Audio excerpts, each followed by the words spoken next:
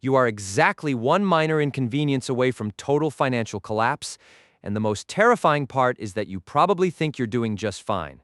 You have a decent job, you pay your bills on time, and you have a credit card with a limit that makes you feel like you have a safety net. But let me ask you a question that might keep you up tonight. If your car engine blew up tomorrow, not a flat tire, but a $4,000 engine repair, would you be able to pay for it without touching your credit card or asking for help? If the answer is no, you are not wealthy and you are not financially stable. You are merely one paycheck away from disaster, living on the edge of a precipice that you have carefully disguised with a thin veil of consumer spending. Think about the last time you felt that familiar spike of adrenaline when an unexpected bill arrived in your inbox. It wasn't just the money, it was the realization that your carefully constructed budget had been shattered in an instant. You convince yourself that you are a responsible adult because you have a high credit limit. But that limit isn't a safety net, it is a trap. When you rely on credit to solve a crisis, you aren't fixing the problem, you are simply delaying it and charging yourself a premium for the privilege of procrastination. This is the illusion of liquidity, the dangerous psychological comfort of having access to capital that isn't actually yours. Let's walk through the scenario that has played out in millions of lives, including perhaps yours. It is a Tuesday morning, and you are driving to work, feeling relatively secure. You have a paycheck coming in on Friday, and you have already planned how to spend it. Suddenly, your car makes a sickening grinding sound, the dashboard lights up like a Christmas tree, and the engine dies in the middle of a busy intersection. You are stranded, you are embarrassed, you are stressed. The mechanic gives you the verdict. It is going to cost you $2,000 to get back on the road. You look at your bank account, and there's $300 sitting there. You look at your credit card, and you see that you have a $5,000 limit. In that moment, the card feels like a hero. It saves the day. You swipe it, you pay the mechanic, and you drive away, thinking you have dodged a bullet. But the real disaster hasn't even begun yet. It starts when you get home that evening.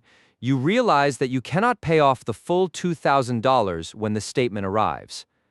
You decide to pay the minimum, thinking you will catch up next month.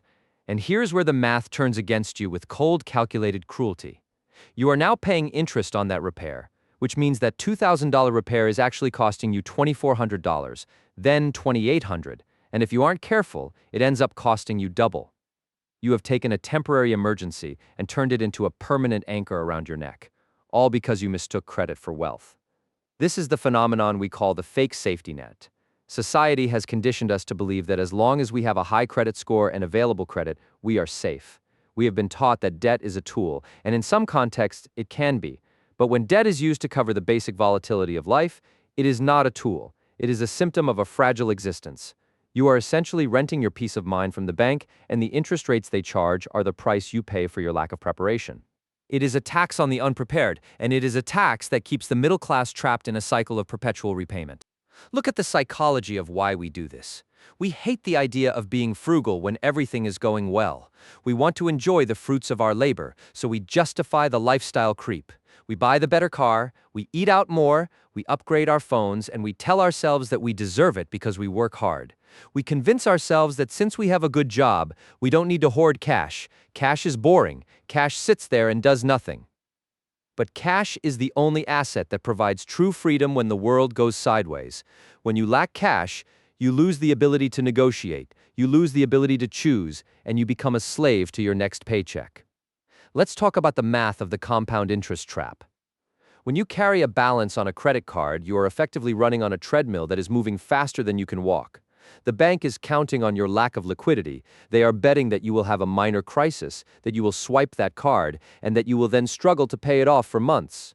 They make billions of dollars every year on the convenience of people who have no other choice. Every dollar of interest you pay is a dollar that could have gone toward your future, your investments, or your actual safety net.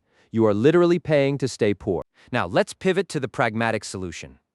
Building a real safety net is not about being rich. It is about being disciplined. You need to stop viewing your credit limit as an asset. You need to start viewing your savings account as your best friend.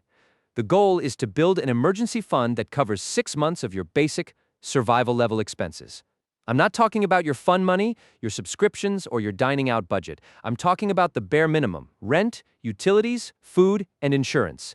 If you can cover these for 6 months, you are in a position of power that most people will never experience. How do you get there? You start by accepting the truth that you are currently vulnerable. You take a hard look at your last 3 months of bank statements and you identify the leaks, the subscriptions you don't use, the coffee you buy on the way to work, the clothes you bought on a whim. These aren't just expenses, they are obstacles between you and your peace of mind. Every time you choose to save instead of spend, you're buying a piece of your future freedom. You are essentially telling your future self that you care enough about them to protect them from the next crisis. This is the philosophy of stealth wealth. You don't need to look rich to be financially secure. In fact, the people who look the richest are often the ones who are the most fragile. They have the newest cars, the nicest clothes, and the empty savings accounts.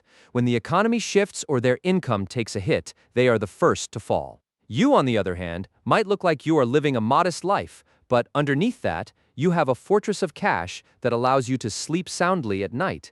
That is the kind of wealth that matters. Building this fund requires a shift in mindset. You have to stop chasing the dopamine hit of a new purchase and start chasing the dopamine hit of seeing your savings balance grow. It sounds strange, but once you start hitting your milestones, 1 month of expenses, then 2, then 3, the feeling of security becomes far more addictive than any material object. You stop worrying about the car breaking down. You stop fearing the unexpected medical bill. You stop feeling like you are one bad day away from disaster. You become the master of your own destiny. Consider the power of liquidity in a crisis. If you have 6 months of expenses in a high-yield savings account, an unexpected car repair isn't a crisis. It is just an errand. You take the money out of the account, you pay the mechanic, and you go on with your life.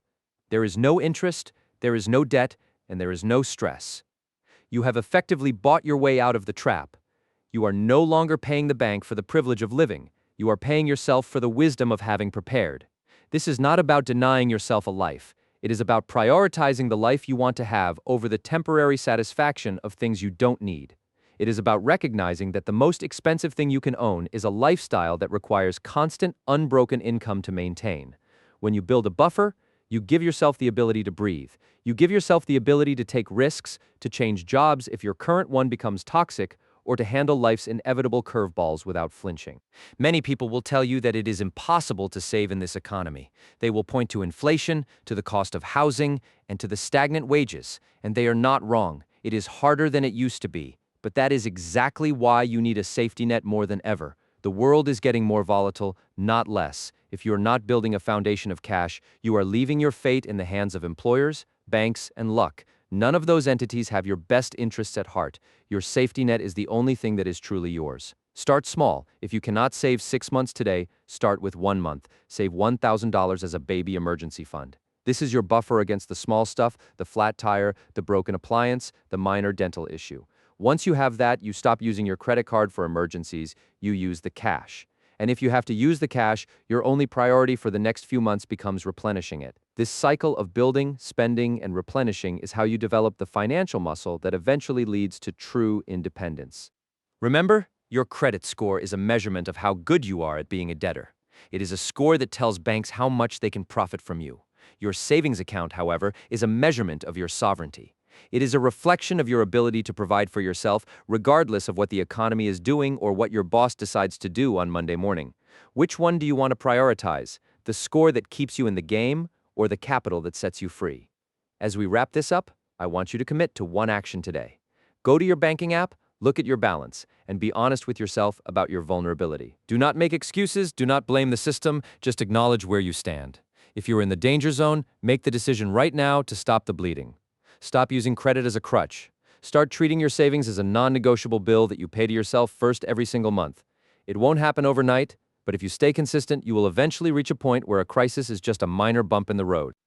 Vector Sense is about more than just numbers. It is about the psychology of your life. It is about realizing that your money is a tool for your peace of mind, not a tool for your social status. By building a real safety net, you are opting out of the cycle of anxiety that consumes so many people. You are choosing to build a life that is truly yours, one that is not constantly hanging by a thread.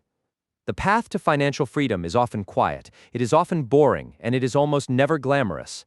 But it is the only path that leads to genuine, lasting security. So the next time you feel that panic over a bill, remind yourself, this is not a crisis of money, it is a crisis of preparation, and you have the power to solve it. You have the ability to change your trajectory, starting with the very next dollar you earn. Don't let the illusion of the credit limit fool you again.